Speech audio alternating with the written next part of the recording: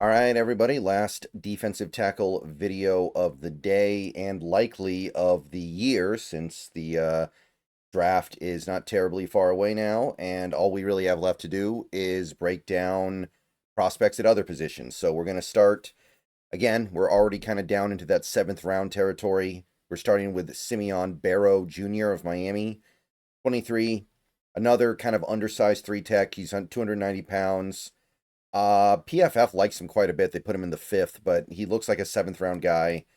He's been productive. He's actually been more productive than a lot of guys we've talked about. 66 tackles over the last 2 years, 14 for loss, 9 sacks, or excuse me, no, 9 sacks and 52 pressures. That's more production rushing the passer than a lot of guys we just looked at. He understands leverage. He knows how to get low, which is going to be really important for him because he's undersized. He knows how to read plays and react accordingly. He's good at reading blocking patterns and knowing where the play is going to go based on the way the blockers are moving. He's got some moves in the trenches to shake free. He can swim. He can do the arm over. He's got some moves that he can use to get free of his blocker. He's also good at chasing down plays from the backside. Like when he's the weak side defender, he's good at running down the line and getting the ball carrier.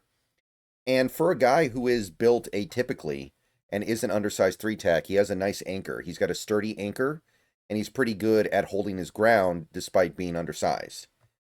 Now, at the end of the day, I still think he's got a limited bag of tricks as a pass rusher. We're talking about things like stack and shed more so than we are like the spin or the swim or the counter or the fake spin or the half, or we don't have a lot of that. His bull rushes tend to just get eaten up. He doesn't bull rush very effectively. And, you always have to ask this question. He's undersized. How is this going to work in the NFL? For some guys, you get a pretty good sense it's going to work out. And I do think that Barrow belongs in the NFL, but there's certainly a distinct possibility of him not being able to find NFL success because he is a smaller guy. And he's a poor tackler as well. He actually misses a lot of tackles.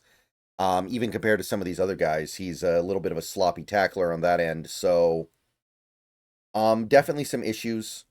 So I like the fact that he understands leverage. I like the fact that he can be a backfield playmaker. That's something that I think makes him a little more interesting than some of the previous guys we looked at. But we still have some pretty big and obvious problems. I'll take him in the fifth round. I like him a little bit more than the aggregate, but I'm not going crazy here. I'm aware of the issues. I don't know if I'd want the Seahawks to get him because he's undersized, but objectively fifth round. All right, Tonka Hemingway of South Carolina is next up here, another projected seventh rounder. His size, he's undersized, very much so. He's basically five tech sized, and that may end up mattering a lot. We'll see. 33-inch arms, so decent arm length. Tiny hands though. He's got the Alex Smith hands. Tested pretty well, which on the understand that he needed to test well to make up for the fact that he's so small, but he tested as well as he needed to. Big boards again, the aggregate has him in the seventh. The bigger big boards actually put him more like in the sixth, though, so the smaller big boards are pulling him down a little bit. Production is okay the last couple years. Decent amount of plays in the backfield, but not a ton. Decent amount of pressure, but not a lot. More than we've seen from some of these other guys, though, and he actually had 7 batted passes in 2023, so that seems to be a skill of his. So the positives with Hemingway, he's got some gap shooting ability, a little bit of athletic prowess. He can shoot gaps. He's not great at it or anything, but he did showcase the ability to actually get into the backfield in college. He's quick out of his stance. He rockets into contact, one of the first guys into contact. And he's pretty good in space and moving to his sides. He's pretty good at lateral agility stuff, pretty good at chasing stretch plays. So definitely some upside here, positives. Now, again, I do think that at 284, and while he does have the frame to add a little bit of weight, maybe this guy needs to be like a 5 tech. Maybe this guy needs to play on the edge. Maybe this guy needs to be a 4-eye. I don't think the 3 tech thing is going to work that well in the NFL personally. He's not strong enough to hold his ground. He's not going to be able to actually hold his gap. So I think a move to the outside could really help. He is too tall for his weight, and he plays like it. So I don't know how that's going to work. He doesn't play with leverage. He lets people get under his pads, and he's not very skilled with his hand usage either. So there isn't a ton of like nuance here, honestly. It's mostly just athletic ability and and drive more so than it is him actually being a really refined football player. So he's going to have to find a very creative way to NFL success. I can imagine it working out. I can. It might involve moving to 5 tech. It might involve moving to 4i. It might involve him just being a 3-4 end. I don't know. But it's going to be hard for him to find success the way he found it in college. So I'll go 7th round. I'm going to bump him down a little bit because we don't know if he can do it. It's a little bit awkward. It's a little bit clumsy. So I'm going to go 7th round pick and just barely draftable in my book. Okay, Zeke Biggers. Zeke Biggers. That's a fun name. That's a very fun name. That alone has to get your attention. Also getting your attention for the yellow jacket. He's big. Like much bigger than a likely 7th round pick has any right to be. 6'5.5", very tall, 321, full sized, almost 35-inch arms. Guy's physically a freak. He's even got the big hands, and he's very explosive. He jumped out the building. A guy 321 pounds should not be jumping 34.5 inches. His 40 time whatever, but the explosion is way more important anyway.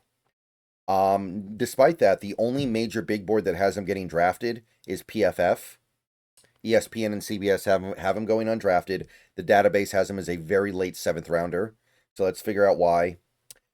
Not a lot of production, right? Despite everything I just said, his run production is okay. He's got like 63 tackles combined, 8 for loss, but only 10 combined quarterback pressures over the last 2 years. So it's not translating at all, really. So you're drafting him purely on traits. He's got great traits: the long arms, the big size, the height, the explosion. He's got some moves that he can use to quickly shed blocks. He's got some legitimately violent moves he can use. He's good at reading and reacting as well. He's shown an ability to read and react. And he's got nice firm punches as well. He can hit hard with his clubs. He's got clubs for arms. He's got clubs for hands, however you want to put it. Hits well. There's just so much to refine here. He's very inconsistent, very lazy out of his stance. He's frequently the last guy up. Physically, he's just kind of weak. He's, for a guy this big, really doesn't stand his ground that well, doesn't really hold up in the trenches that well. His height creates leverage problems. He doesn't really get to be the low man that often, which also causes issues. He is frequently pushed out of the play. It almost makes me think of like Siaki Ika, where you had a really big and really well-structured guy who just wasn't holding his ground that well. He's also a bad tackler, and he gives you nothing as a pass rusher whatsoever. So the measurables make you fall in love, but he's just not good at football yet. There are a few elements he's good at, but he hasn't put it together into actually being good at anything. Is he a good run stuffer? No. Is he a good run stopper? No. Is he a good disruptor? No. It's just all potential based on his talent. Now, I do think that potential is probably worth a 6th round pick, but be ready mentally for this to not work out. The light switch hasn't gone on yet. It may never go on. But I'll take 6th round for the potential. Okay, one more guy, and then we're done. Cam Horsley of Boston College. Only guy we're going to look at here is currently projected to be a UDFA. 263rd on the database. Decent size, 6'3", 312 pounds, so he's legitimately 3-tech sized. 33-inch arms are workable as well. His jumps were pretty reasonable at the combine, so he's got a decent amount of explosion. Also a decent amount of production, especially compared to some of the guys we just looked at. 83 tackles, 10 for loss, 6 passes batted down, 31 pressures, so that's more than one a game. I mean, that's something. So he's doing something right over in Boston College. Honestly, when he was at BC, he also offered a little bit of 1-tech value, and he might be able to offer a little bit of 1-tech stuff in the NFL. I don't know. I don't want to go crazy with it, but it could be a little bit of versatility. He's got good size for somebody that you might be able to get in UDFA. He's got a nice little bull rush. He can knock back offensive linemen. He can push them back into the pocket. He's pretty good at getting low and anchoring down, so he can hold his ground and hold his gap.